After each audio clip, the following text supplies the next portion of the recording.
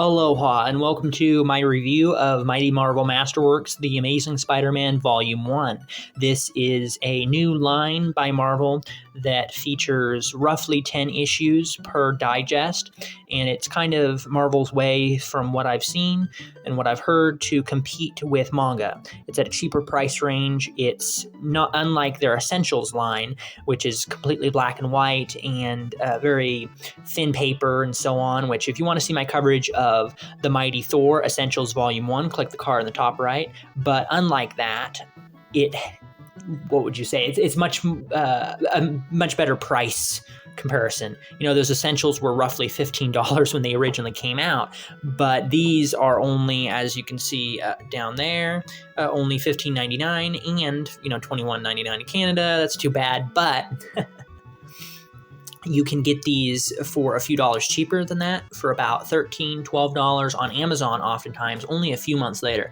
This came out in like July, something like that, and I ordered this in late August, early September, something like that. So not very long after, and I got it for like $12 with shipping.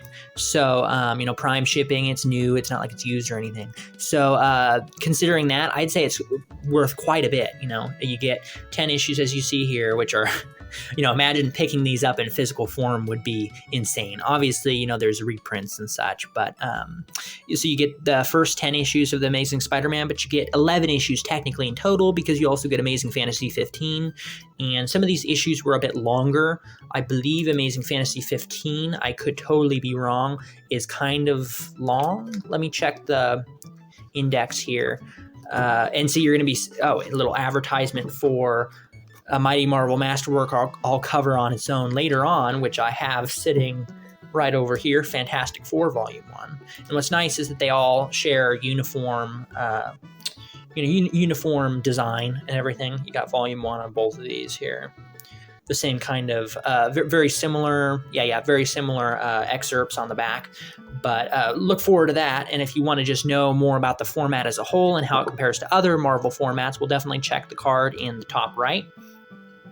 But I'm going to review these issues briefly and tell you what I think of the contents of 1960s Spider-Man. If you haven't read any 60s Spider-Man, how long is Amazing Fantasy isn't too long at all. Okay, but overall, though, you still get 228 pages, full color. The overall page width is not exactly as thick as a omnibus, a massive omnibus, high quality, I'd say, but it feels close. I'm not exactly, I can't tell you for sure. I'm not too good at that yet of analyzing it, but it's glued, so the binding is glued. So that's something to keep in mind. You're not going to be getting a nice sewn binding, but I don't know if you really should expect that. And it looks like it's a pretty good job, because there's the panels are separated. You don't really get much gutter loss, a little bit there, but not a lot.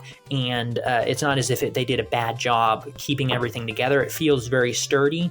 And although it's soft cover, it's not like it's a very soft, what would you say? Like very, it's thick enough cardstock that it doesn't feel like you're getting a cheap pile of crap. It doesn't feel like you're getting something that's cheaply made for $15.99. It feels like you're getting something comparable to what I've held in libraries of manga.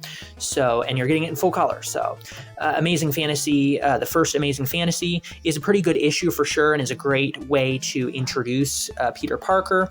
It's interesting that I believe it was at the end of this issue, or maybe it was at the end of the first, maybe it was at the end of the first Amazing Spider-Man issue, which, Amazing Fantasy was when Spider-Man was still part of an anthology series.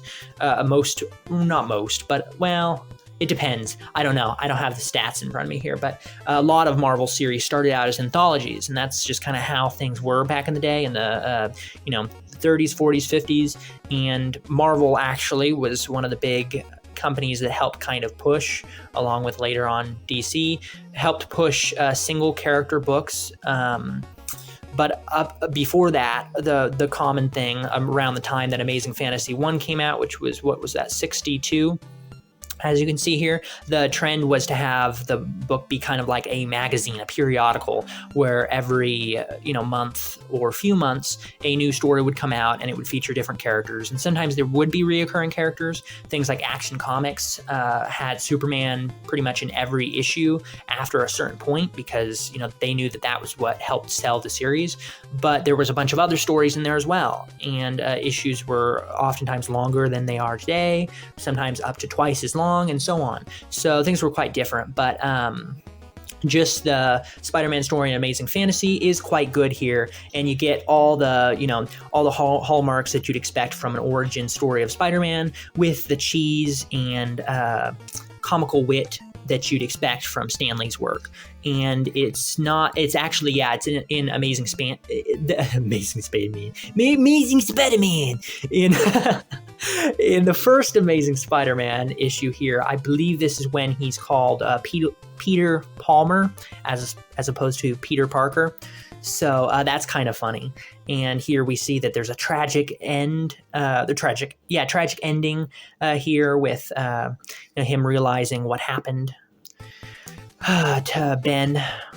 And then we have a cool cover here with the Amazing Spider-Man issue 1. And here, what's interesting is that he tries to come into his own more as a superhero, which is nice. And overall, I'd actually say there's more progression in the Amazing Spider-Man than other 60s Marvel series that I've read. I don't know if it's the most interconnected, but it certainly feels like it flows much better than, say, Thor's work from this time, or Captain America issues that came out around this time. Not in the sense of quality, but in terms of how well it flows together and interconnects between issues. This very much feels modern in the sense that every issue feels like it builds upon one another, at least from what I've read, which I haven't read, past whatever the early teens of the Amazing Spider-Man so far. But from what I've read, I've very much liked it. And oftentimes it's interesting because oftentimes issues are very similar lengths to issues today, sometimes even shorter,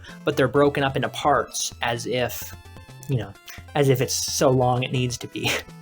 So some parts are only, 10 pages, 5 pages, something like that. Yeah, less than that, like 5 pages. So I think that's kind of interesting that they break it up like that.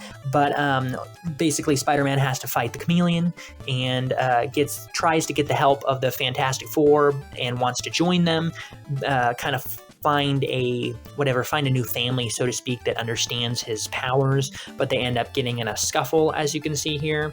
And stuff like this is just great. It really, at the time, was something that we hadn't seen, as far as I know, to a large extent. This kind of interconnected worlds where stories bleed into each other, and one character appears in one issue and therefore can't appear in another issue. But things like that were what Marvel was doing at the time, and what really helped cement them as a titan in the comic book industry. So, and it may seem small, but I feel like it really helps. It just seems small, but it adds up when you start reading, Fantastic Four and Avengers and Spider-Man, and you start noticing, the fact that characters in real time can only be in one location at the same time, and so on. And sometimes even make reference to what happened in other series. And again, that's nothing new today, but the fact that they were doing that all the way back in the 60s is, impressive, especially when the competition really wasn't doing that. Is it here? Peter Palmer? Maybe it's back here. It doesn't matter. It's funny though. Misprint. But anyways, it's too bad it doesn't include the letter pages. It does include small messages sometimes in the back, and it's nice that you get a single page with, the issue's cover art. But I would definitely have liked if they included letter pages. I understand that they can't include things like the ads, for licensing reasons. But, again, it would have been nice. House ads, at least, would have been nice. And again, you get some of that in the back here, but not enough, in my opinion. But it is what it is. It is what it is. Spider-Man versus the Vulture in issue 2 of Spider-Man is issue 2, I believe. Yep. Pretty sure. So I love the Vulture. The Vulture so far has been my favorite character in this series, and it's interesting, of what I've read so far, and it's quite interesting because in the movies he's definitely not, but here he's cunning, he's witty, and seems to be arguably his most formidable foe. More than just in this issue or up to this point, these 3 issues, but from what I've read, period, he seems to be arguably the most dangerous. And a lot of that comes down to his wit and his ability to use his aerial skills against Spider-Man. And as you can see here, he's thrown into a water tank, which kind of gives it's kind of used as a little plot device to kind of teach you the limitations of Spider-Man and how water affects his ability to climb. Sorry about that. There we go. So he gets out and everything. It has to build. Here we start to see his scientific abilities and knowledge of what would you say, engineering and such come to the forefront, using his savvy abilities in the sciences to create makeshift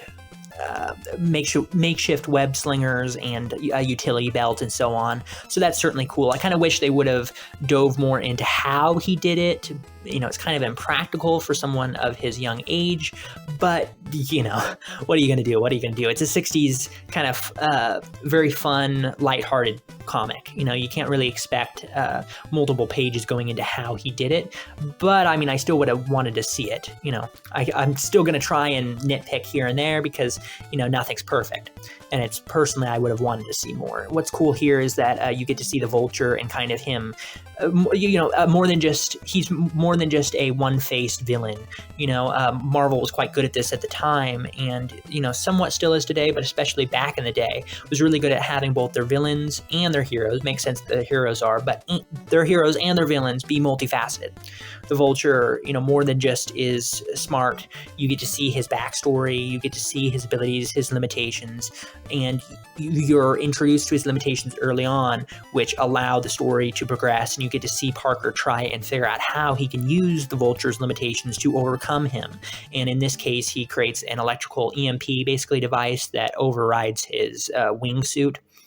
But we also get to see the Vulture go into detail as to how he feels about the world, how he feels about our kind of, what would you say, the system that we're in, the rat race of the U.S., and it's quite interesting. And through all that, he's, giving a monologue, internal monologue of his plan of how he's going to steal money and everything and fight the system, basically, while planning out where he's going to go and everything. So it's quite cool, very engaging, and that's what makes these issues so good.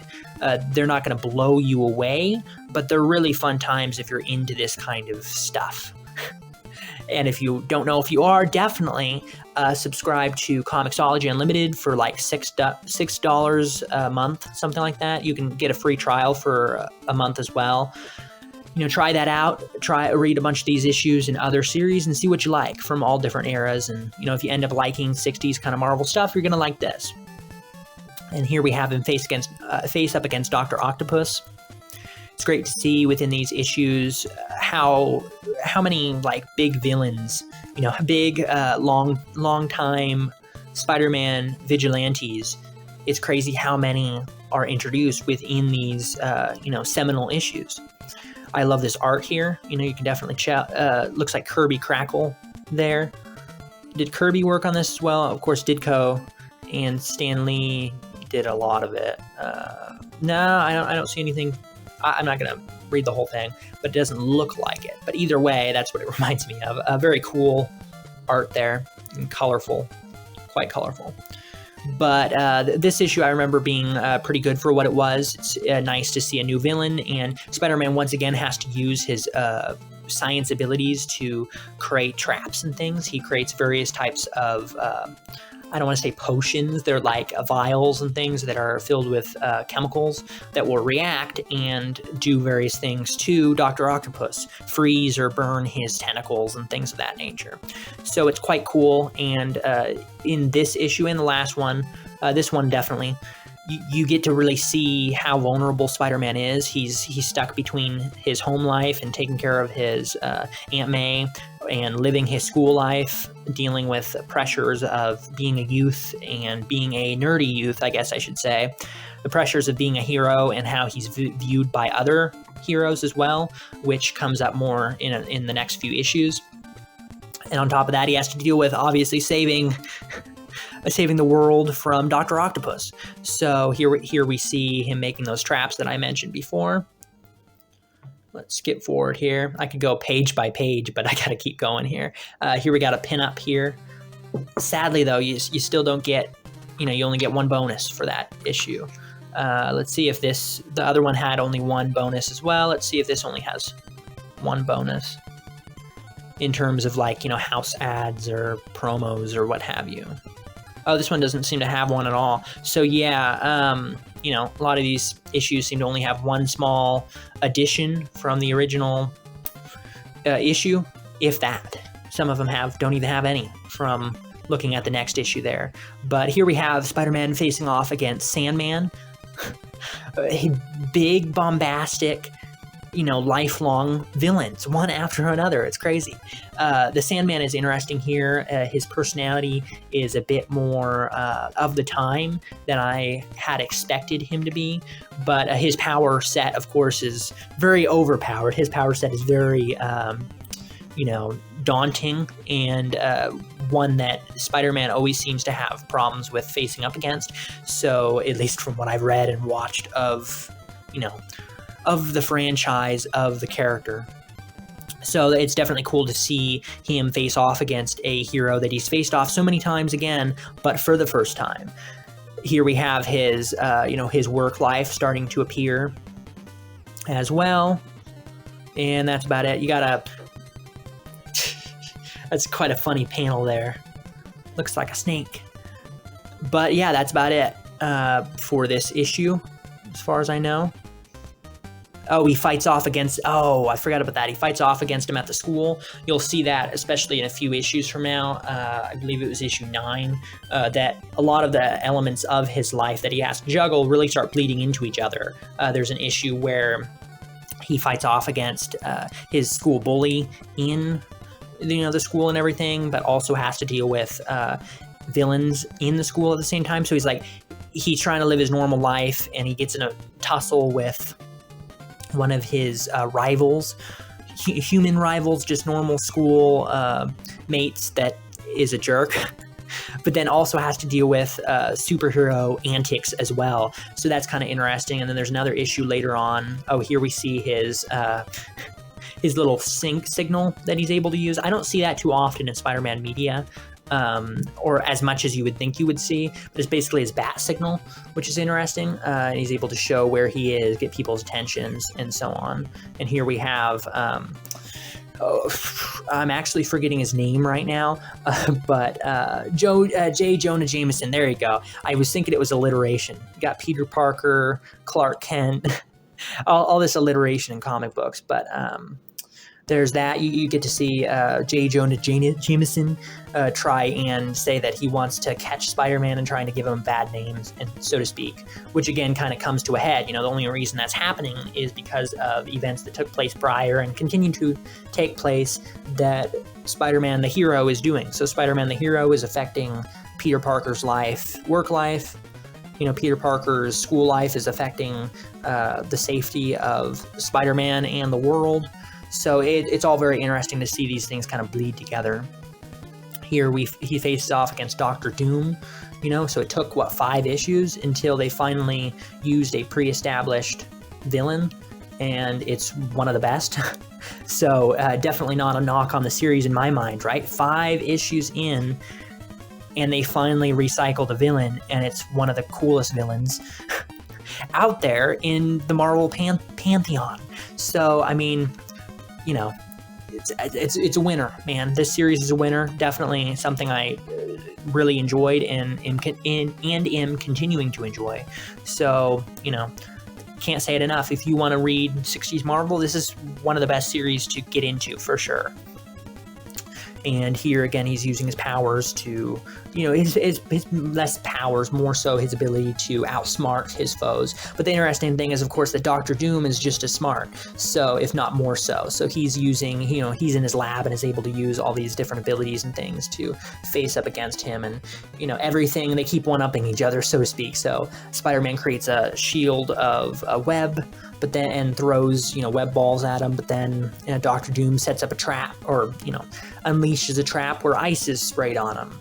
Over here he gets different magnetic balls thrown at him, but Spider-Man's able to leap out of the way. The floor becomes fire, well, Spider-Man's going to cling on to the ceiling.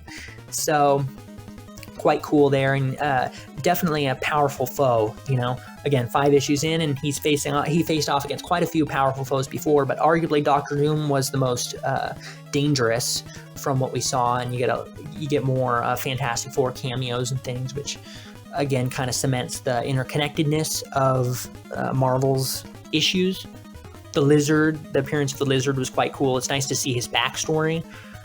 Not a character that I think is talked about enough, but a character that is quite compelling, not necessarily because of his villainry, not just because of who he is really, but more so, the backstory of how he became the Lizard and kind of his tragic past. So through all that, you get villains before that are super fatal. You get villains from, a villain from Fantastic Four, and you got other villains that may not be dangerous or anything, or as dangerous as others, not world-shattering, bad guys, but still people that, still characters that feel like people, and that's something to be applauded. I think even issues today, sometimes of various series from big writers, sometimes still fail to humanize their villains, and you don't always need to do that, sure, but I feel like it's an important component in many stories to, make the world come to life. Important component to help a series feel as lived in as it can be. And the setting is in Florida, I believe. Might be somewhere else. Peter Parker goes with J. Jonah Jameson to a location where they think Spider-Man's going to strike next, but unbeknownst to him, he is going to strike next because there's the Lizard running around. So he both has to juggle trying to photograph Spider-Man attacking the Lizard while also attacking the Lizard while also trying to stop him, and also make sure that J. Jonah Jameson doesn't catch on. So it's the juggling act that these kind of superhero stories are known for, but it's a juggling act that's executed about as well as you can have it executed. And with Stan Lee's great, Steve Ditko's great art and Stan Lee's clever writing, it's quite a fun time. The Vulture Returns. We get to see the return of the Vulture. They recycled a villain finally, but it took them long enough, and I'm perfectly fine with that because, one thing that's just bound to happen eventually, and the next thing is that I just love the Vulture, as I was saying. I feel like his smarts, they're high. There's other villains that are higher in smarts than the Vulture, but the smarts in combination with his acrobatic abilities and so on really kind of, I feel like, push the character in ways that other characters don't. There's other characters that are just mobile. There's other characters that are just well-educated and savvy in the sciences. But the Vulture is a combination of the two, and I feel like that's a deadly concoction that makes for interesting and engaging scuffles and skirmishes between the two. And this is more when his school stuff starts to come to head, which is interesting because that's the next 2 issues, something like that, will really go into that, where his Peter Parker life really is clashing with his Spider-Man life, his alter ego, to the point that he literally destroys his office that he works at. He destroys his place of work and possibly endangers, his coworkers and boss. That's how much his lives are colliding, right? You can't get much more. You can't have them collide much more outside of him just, becoming known to the world as, Spider-Man. You can't really have things come to a head much more than having, people be slaughtered in cold blood. So it's crazy to see that so early on they took the risk of having it come this close. But having it come this close is what makes it so thrilling. Having it come this close is what makes it so engaging. And here at the end here, we have a quite romantic and sappy moment, but it's enjoyable, and it feels earned for Peter Parker. I'm referring to this panel right here. You can read it yourself, but basically, he's been trying to hit on this woman for the past few issues, and he had been having girl troubles for a while now, but now things have finally turned up for him slightly after all this had gone on, and he's able to use his knowledge of who Spider-Man is to make some clever jokes and slightly woo her. Will their relationship develop further, or will he get back together with the girl that he was with before from school? Who knows? You gotta keep reading. Gotta keep reading the tribute to teenagers. And this issue is when it was the issue I was referring to prior, when he faced off against his school chum that's a bully, sort of, to an extent, and tries to kind of, regain some of his class's, attention, I would say. But being that he's Spider-Man, there's some evil robot, malfunctioning Robotron kind of device that goes off in the school, and he has to become Spider-Man to stop it, along with other goons that are trying to steal the machine. So just very awesome to see so many issues back to back that juggle the many aspects of Spider-Man, and it really shows that they knew what they were doing. Stan Lee really knew what he was doing as a writer and knew how to juggle so many different components all at once. It's not too much, but it's right up there with modern issues in terms of complexity and so on. It may not be in tone, it may not be in art style or writing style, but in terms of how many things are being juggled here, in terms of how much dichotomy and interconnectedness there is between elements, you would be hard-pressed to find many issues that aren't that are more interconnected than this, that are more cohesive than the original Spider-Man series. And again, it's amazing that the Amazing Spider-Man series has such cohesion for being of this age. That's not to say that something old necessarily is bad, but just that something of this age, you would expect there to be more.